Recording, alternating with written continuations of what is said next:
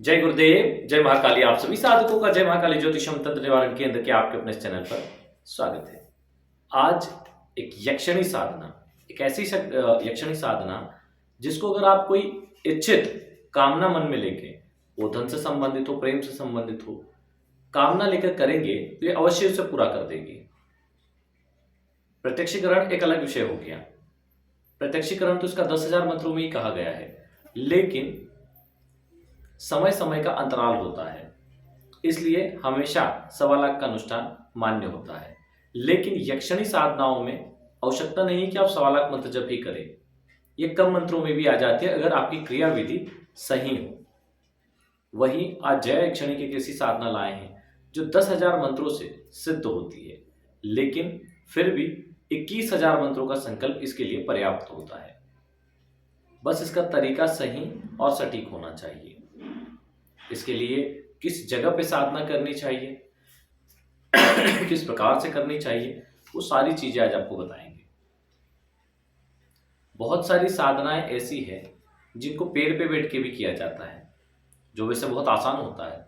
आपको नीचे किसी चीज का खतरा नहीं होता और पेड़ पे बैठ के आप आसानी से साधना भी कर सकते हैं। तो काफी सारी साधनाएं हैं जिनको आसानी से सिद्ध किया जा सकता है। आज जो साधना लाए हैं, इस साधना में आप इच्छित मनोकामना की पूर्ति करते हैं और प्रत्यक्ष आने पर भी यक्षिणी स्वयं आपको वर मांगने के लिए कहती है और आप अपनी इच्छा अनुसार वरदान मांग सकते हैं। किसी भी प्रकार का वरदान आप मांगेंगे, यक्षिणी के सामर्थ्य का वो आपको आशीर्वाद अवश्य दे देती है। अब यक्षिणी से आप मोक्ष मांग ले तो वो दे नहीं पाएगी ना, इसलिए जो उसका सामर्थ्य होता है उसके अनुसार धन दौलत, जो चीज की इच्छा कामना की जाती है, वो उस चीज को दिलाने का माध्यम या प्रत्यक्ष देने वाली बन जाती है। यक्षिणी साधनाओं को मुख्य रूप से इसीलिए करना चाहिए।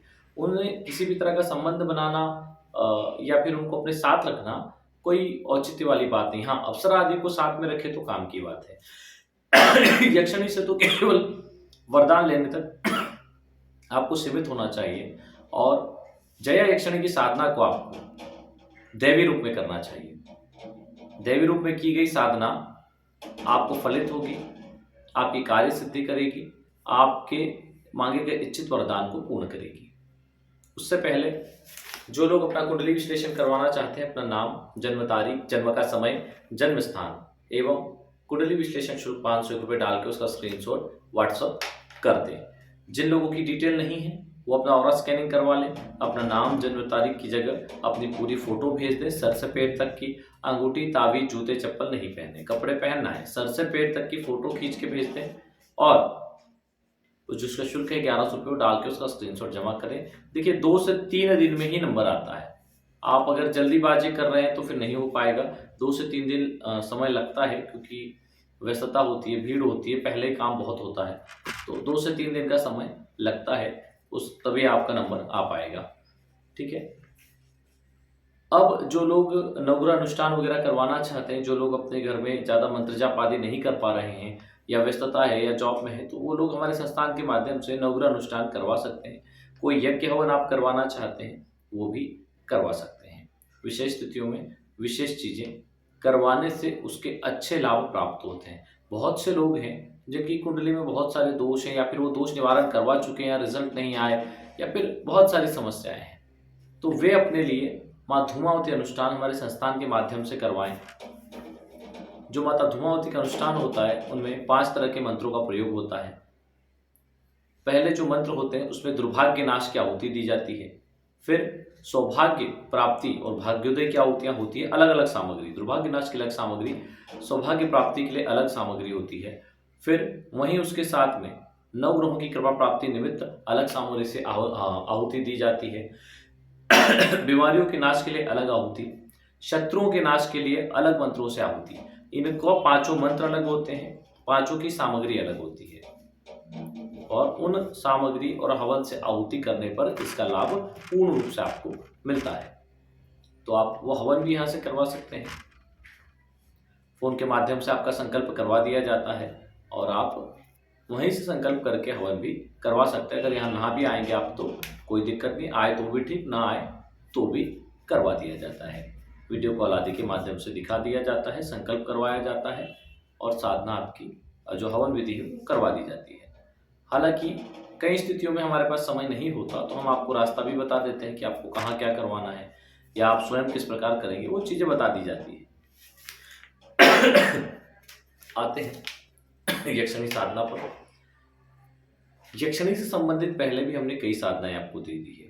ज़्यादा समय नहीं लेंगे, बहुत कम शब्दों में अपनी बात को पूरी करेंगे, लेकिन किसी भी साधना को आपको देने से पहले उसके बारे में पूरी जानकारी देना आपको जरूरी है, क्योंकि ये दो धारी तलवार है जिससे दुनिया जीती भी जा सकती है और खुद का नुकसान भी किया जा सकता है। तो इसलिए इसको अच्छे से समझना आप लोगों के लिए जरूरी है। यक्षिणी साधना को, जय यक्षिणी साधना को आप देवी रूप में करें। कैसे करना है इसको आप किसी भी शुक्रवार से या चतुर्थी तिथि से स्टार्ट कर सकते हैं जो मंगलवार को आती हो। इसके विशेष जो दिन और तिथि हो निर्धारित रहते हैं। मंगलवार की चतुर्थी तिथि से करें तो ज़्यादा उत्तम, अगर इसमें नहीं हो पाए तो शुक्रवार से स्टार्ट करें। यह आपको नदी किनारे कोई मदार का पेड़ हो उसकी जड़ में करना है। वहाँ पर एक बाजोट लगा दें, बाजोट पर एक कपड़ा बिछा दें, पीला कपड़ा, पीले कपड़े पे चावल भी पीले, चावल पीले कैसे, हल्दी से करना है और वो लगाना है। उसके ऊपर यक्षिणी यंत्र को रख देना है। आप चाहे तो यक्षिणी यंत्र मंगा लें, नहीं तो भोजपत्र पर बना लें और प्राण प्रतिष्ठित कर लें। यक्षिणी यंत्र रख दें, काली हकीक माला से मंत्र जप करना है, 10,000 मंत्र जप, लगभग 100 माला। ये रात्रि काल का समय रहेगा। रात्रि में 10 बजे के बाद इसकी साधना स्टार्ट की जाती है। इसमें आप पीले ही गुलाब के फूल चढ़ाएंगे और पीली ही मिठाई भोग पे लगाएंगे। ना मिठाई हो तो पीले फल लगा दें। अब संकल्प ले लेंगे जय यक्षिणी सिद्धि का और संकल्प के बाद आप इस साधना को करेंगे। वैसे इस साधना को ग्रहण काल में करने का भी विधान है, वहां से भी आप उसको स्टार्ट कर सकते हैं।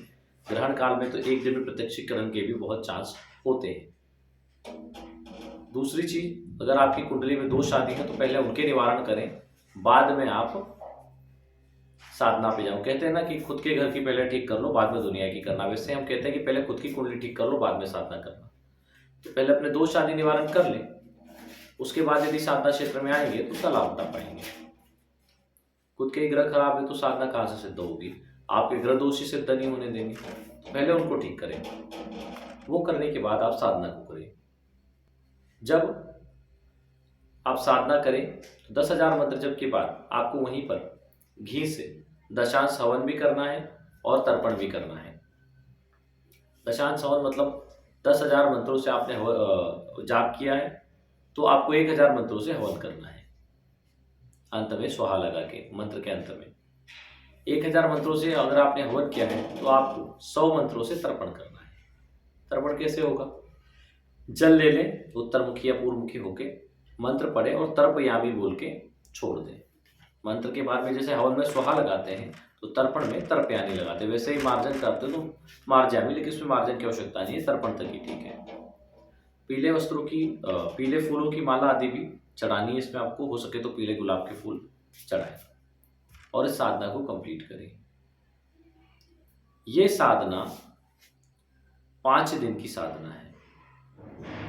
5 दिन इसको इसी तरीके से यदि आप करेंगे, रात्रि में करेंगे, यकीनन आपको जया यक्षिणी सिद्धि होगी और प्रत्यक्षीकरण होगा। किसी वजह से अगर प्रत्यक्षीकरण ना भी हो पाया तो आपने जिस इच्छित कामना के लिए अनुष्ठान किया है वो अवश्य पूरा हो जाएगा। अब बहुत से लोग बोलते हैं कि इसमें कवच या रक्षामाला के लिए अब क्या करें? तो हमने पहले भी कहा है कि कवच हमने दे रखा है, पिछले वीडियोस में यक्षिणी कवच दे रखा है। पिछले यक्षिणी के वीडियो देखें, उनके डिस्क्रिप्शन में दिया है, यहाँ नहीं दे रहे। पिछले वीडियो के यक्षिणी वीडियो के डिस्क्रिप्शन में यक्षिणी कवच दिया है। साधना से पहले उस कवच का पाठ करें, यानी कि आपने मानसिक रूप से गुरु गणेश का ध्यान कर लिया, एक माला गुरु मंत्र, 4 माला, एक माला गणेश मंत्र, 4 माला गुरु मंत्र कर लिया। तो ये करने के बाद में फिर आप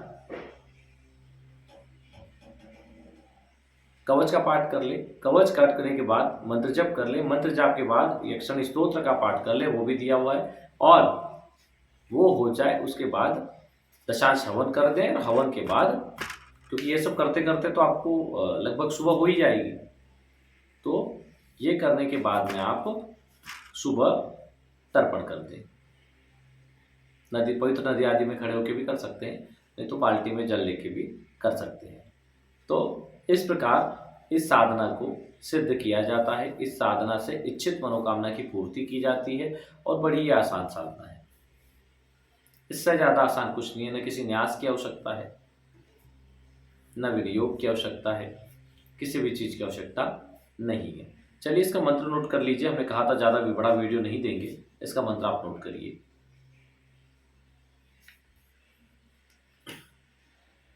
मंत्र को नोट कर लीजिए। मंदार वृक्ष वासिनी यक्ष कुलोद भवा जया प्रकटय वरदय वरदय स्वाहा। ये इसका मंत्र है।